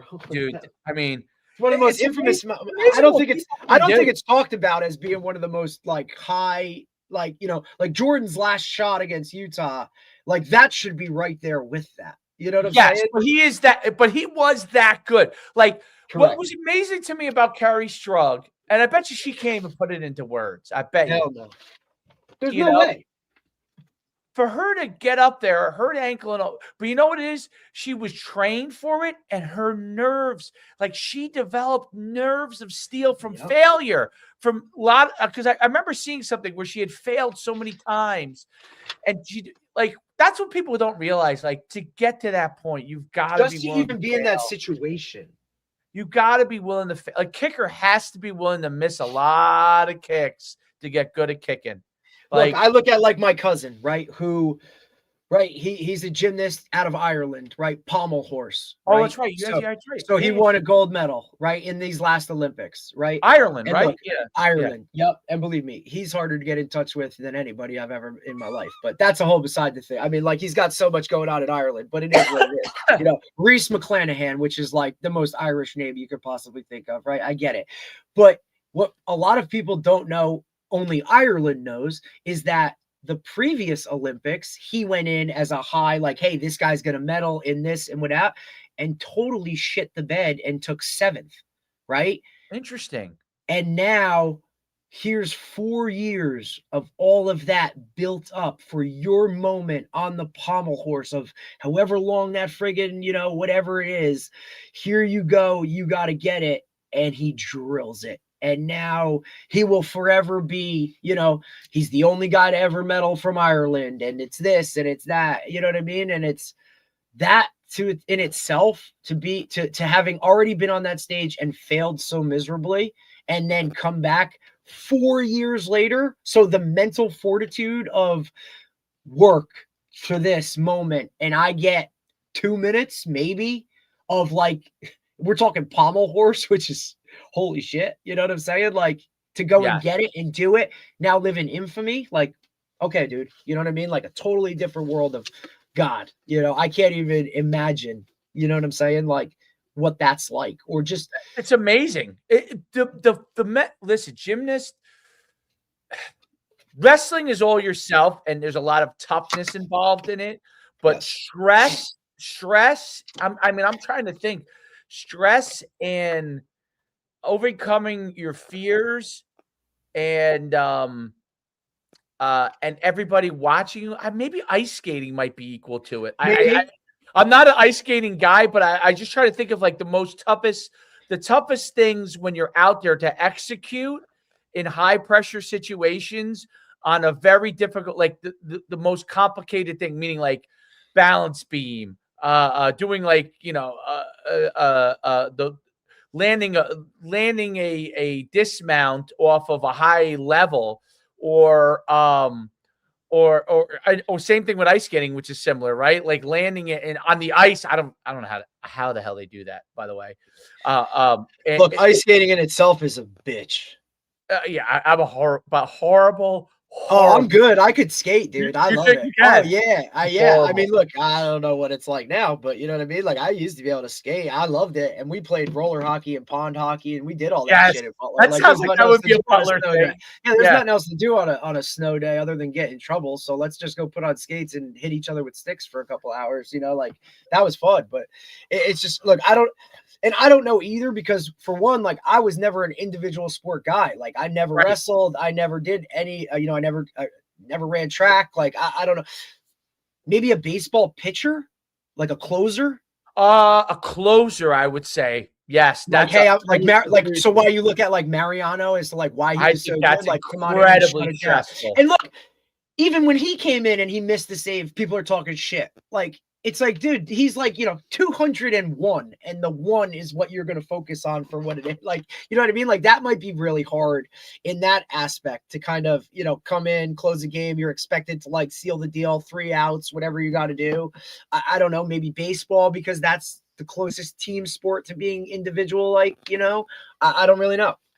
I think relief pitcher has to be incredibly, like, take incredible nerves, because you're coming into But a I game. also think but Dave, think about it, but they play winning 162 games. You know what I'm saying? So like how much pressure is it on it in a game in May? I would say when you go to the World Series, yes. Okay. If you like postseason play. Any postseason play, it's a tremendous amount of pressure. I would say equal to a kicker. Maybe penalty kicks in soccer as the goalie. In the World Cup, yes. As and the goalie might be, I think goalie's more stressful. So hockey too, right? Like Game 7 Stanley Cup Finals. Here we are in a shootout.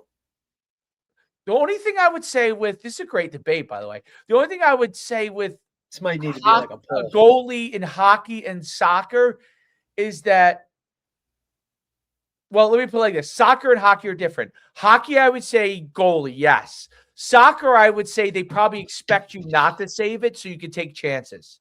Correct. So okay. The pressure's probably on the guy kicking it more.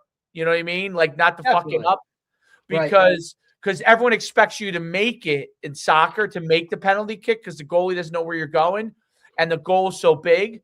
Whereas in hockey, the goal's small, so they probably expect you to stop it, right?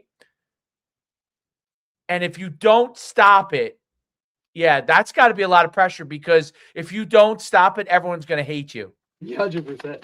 In goalie, if you do stop it, you're a hero. If you don't stop it, they expect you not to stop. Right. It's so interesting. I think that those great debate. It is, because I would love to. I'm curious if anyone ever watches any of, if you ever stuck around for a 2-hour part of our episodes, and to maybe we get this as a clip, and maybe we could say people comment on this and say like what you think, because I'm curious. I'm sure there are other things that are like incredibly. Oh, I got it. Okay, I don't know. Maybe they're automatic with it, but so maybe it's not as difficult. But I would say that if you're a rifle shooter, like not rifle, the guys who shoot in the Olympics, that has to be incredible. That must take nerves of steel. I don't know how you like you have to be everything has to be a bullseye. So 100%.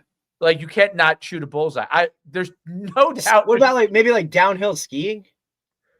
Downhill skiing? I would Like say you only have one run, like Lindsey Vonn. yes, and it's dangerous.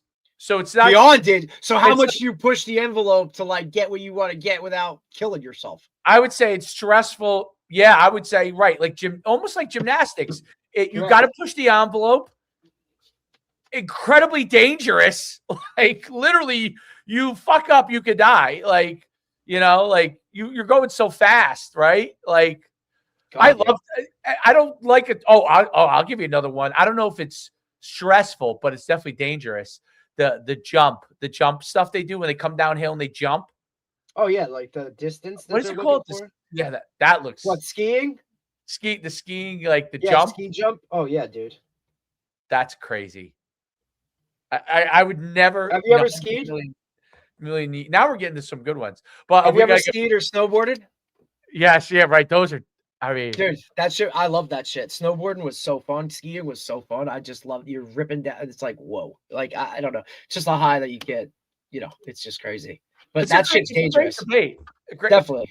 It's a great debate. Obviously, the sports we know, there's certain levels of stress. I'm sure QB in the heat of a moment at the end of a game. 2-minute drive. That's got to be incredibly stressful. Absolutely. For a QB, because he cannot make a mistake, and it costs him the games. Although I do think of it the same way as a jump shot at the end. Like probably you're a hero if you make it happen. Most people assume you're not going to make it happen. Right? Like I'm saying the fans. Well, maybe not. Fans now probably think everything should happen. You should make every shot. Yep. All right. I'll let you go. We're back tomorrow. Tomorrow, 11 a.m. Tomorrow we're back at 11 a.m. with Chad Wilson, who was he coached with Mike Smith down in South Florida at American Heritage. He had two sons play in the NFL, and he does a lot of DB work with that clientele and stuff down there. So be cool to talk to him about that process of. I mean, he sent two kids Power 4, so and now he does a lot of DB skill stuff. So Chad Wilson, so really good dude. Very, very cool. Good stuff, man. All right, I will talk to you later. And you got it. About something, but I forgot what it was. When I remember, I will call you. When you remember, let me know. All right, bud. Great podcast.